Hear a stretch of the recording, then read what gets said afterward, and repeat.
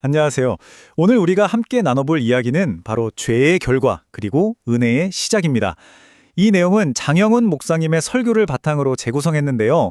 인류가 처음 죄를 지었던 바로 그 순간, 모든 게 끝났다고 생각했던 바로 그 자리에서 과연 어떤 놀라운 일이 시작되었을까요? 지금부터 그 이야기 속으로 한번 들어가 보겠습니다. 여러분, 혹시 누군가에게 정말 큰 잘못을 저질러서 이제 진짜 끝이구나. 저 사람이랑은 다시는 못 보겠다. 이런 생각 해보신 적 있으세요? 그쵸. 아마 대부분 있으실 거예요. 우리가 하나님과의 관계에서도 딱 그렇게 생각하기 쉬운 것 같아요. 내가 죄를 지었으니까 하나님은 이제 나를 외면하실 거야. 이렇게 미리 단정해버리는 거죠. 그런데 정말 놀랍게도 성경은요, 우리의 이런 예상을 완전히 깨버립니다. 하나님은 죄 지은 인간을 보고 그냥 침묵하시거나 에이, 실망이다 하고 떠나버리시는 게 아니었어요. 오히려 정반대였죠. 더 가까이 찾아오시고 더 분명하게 말씀하시고 우리 삶에 훨씬 더 깊숙이 들어오기 시작하십니다. 정말 아이러니하죠? 이 절망의 한가운데서 은혜를 시작하시는 하나님의 그 놀라운 발걸음을 지금부터 한번 따라가 보시죠. 자, 그런데 하나님의 그 은혜를 제대로 이해하려면요, 우리가 먼저 꼭 짚고 넘어가야 할 게 있습니다. 바로 죄의 대가가 얼마나 무서운 건지, 그걸 우리가 먼저 알아야 한다는 거예요. 하나님은 물론 사랑이시지만 동시에 공의의 하나님이시거든요. 그래서 죄의 결과를 그냥 좋은 게 좋은 거지 하고 넘어가시지 않아요. 아주 명확하게 하십니다. 자, 이걸 보시면 죄라는 게 단순히 그냥 나쁜 짓 한 번 한 걸로 끝나는 게 아니라는 걸 알 수 있어요. 우리 삶의 모든 영역을 그야말로 송두리째 바꿔버렸습니다. 보세요. 아이를 낳는 건 원래 엄청난 축복이었잖아요. 근데 이젠 고통이 따르게 됐죠. 서로 돕는 아름다운 관계는 어떻고요? 지배하고 다투는 관계로 틀어져 버렸어요. 심지어 즐거움이었던 노동마저도 이제는 먹고 살기 위해 땀 흘려야 하는 고된 일이 됐고요. 그리고 가장 결정적인 거, 영원했던 생명이 결국 죽음으로 끝나게 되었다는 겁니다. 그리고 이 모든 고통의 종착역에 뭐가 있냐면 바로 죽음이 기다리고 있는 겁니다. 너는 흙이니 흙으로 돌아갈 것이니라. 이 말씀이 바로 죄가 우리에게 남긴 최종 성적표인 셈이에요. 하나님과의 관계가 딱 끊어진 순간, 이건 피할 수 없는 결과가 된 거죠. 아니 근데 왜 성경은 이렇게까지 죄의 결과를 적나라하게 보여주는 걸까요? 우리 겁주려고? 기죽이려고? 절대 아니죠. 핵심은 이거예요. 내가 얼마나 깊은 구덩이에 빠졌는지를 알아야 거기서 나를 건져주는 밧줄이 얼마나 소중한지 알 수 있잖아요. 바로 그거예요. 죄의 무게를 알아야 비로소 은혜의 무게를 깨달을 수 있기 때문입니다. 자, 이제부터가 진짜입니다. 이 절망적인 상황 속에서 정말 아무도 예상하지 못했던 놀라운 반전이 시작됩니다. 하나님이 아담과 하와에게 벌을 주시기 전에 먼저 뱀을 심판하시거든요. 그런데 잘 들어보세요.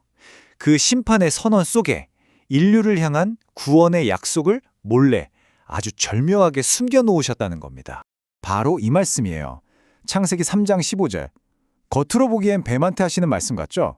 근데 사실 그 내용은 우리 인간을 향한 최초의 구원 예언입니다. 언젠가 여자의 후손이 와서 저 뱀, 그러니까 사탄의 머리를 박살낼 거라는 엄청난 약속인 거죠. 신학에서는 이 구절을 아주 특별한 이름으로 불러요. 바로 원복음. 말 그대로 최초의 오리지널 복음이라는 뜻입니다. 이게 왜 그렇게 중요하냐면요. 생각해보세요. 인류가 죄를 짓자마자 그 절망의 언약에서 주어진 첫 번째 구원의 약속이거든요. 앞으로 펼쳐질 성경 전체 거대한 구원 드라마, 그 모든 이야기의 씨앗을 바로 여기서 뿌려준 겁니다.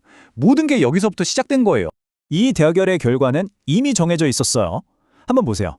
뱀은 여자의 후손의 발꿈치를 상하게 할 거라고 하죠. 이건 아프긴 하지만 치명상은 아니에요. 일시적인 고통, 훗날 예수님이 겪으실 십자가의 고난을 암시하죠. 하지만 여자의 후손은 어떻게 합니까? 뱀의 머리를 상하게 합니다. 머리를 밟아버리는 거예요. 이건 뭐죠? 게임 끝이죠. 완전하고 최종적이고 결정적인 승리를 의미하는 겁니다. 정말 놀랍지 않나요? 하나님은 심판을 이야기하시면서도 그 안에 구원의 승리를 먼저 선포하신 거예요. 자, 그럼 하나님은 이 놀라운 약속을 그냥 말로만 하고 끝내셨을까요? 아니요. 아주 구체적인 행동으로 직접 보여주십니다.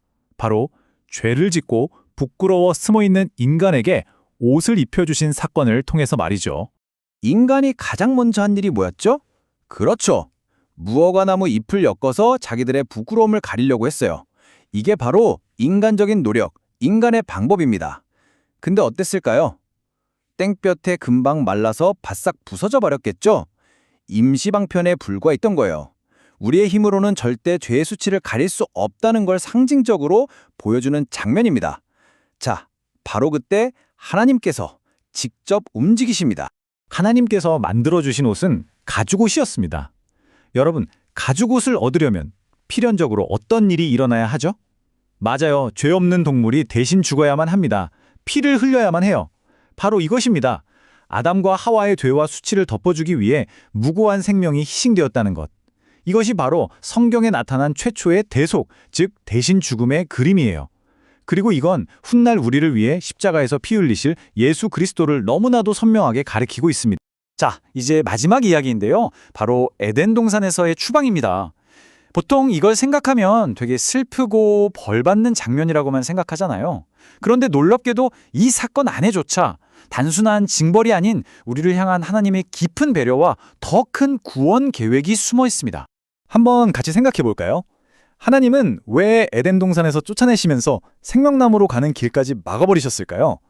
아니, 영원히 사는 거 좋은 거잖아요. 왜 그 기회를 박탈하신 걸까요? 여기에 하나님의 진짜 속마음이 있어요. 한번 상상해 보세요. 온몸이 병들고 고통스러운데 죽지도 못하고 영원히 그 상태로 살아야 한다면 그게 축복일까요? 저주일까요? 끔찍한 저주죠. 마찬가지예요. 하나님과 관계가 끊어진 죄인된 상태로 영원히 사는 것. 그건 축복이 아니라 영원한 고통일 뿐입니다. 하나님은 우리가 그런 끔찍한 저주에 갇히는 걸 막아주신 거예요. 그게 바로 추방의 진짜 의미입니다. 그러니까 정리하자면 이렇습니다. 하나님은 에덴이라는 옛날 문을 닫으셨어요. 왜?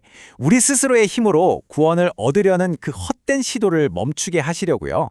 그리고 그 대신 예수 그리스도라는 새로운 구원의 문을 활짝 열어주신 겁니다. 그러니까 에덴에서의 추방은 끝이 아니라 진짜 구원을 향한 새로운 여정의 시작이었던 거죠. 자, 오늘 이야기를 한번 정리해 볼까요? 네, 맞습니다. 죄의 결과는 정말 끔찍하고 참혹합니다. 하지만 우리가 발견한 건 뭐죠? 죄가 있는 바로 그곳에 하나님의 은혜가 비교할 수도 없이 더 크게 넘친다는 사실입니다. 하나님은 심판을 말씀하시는 그 순간에 구원을 약속하셨고 우리의 부끄러움을 가리기 위해 당신의 희생을 기꺼이 치르셨고 모든 것이 끝났다고 생각한 그 자리에서 새로운 구원의 문을 열어주셨습니다.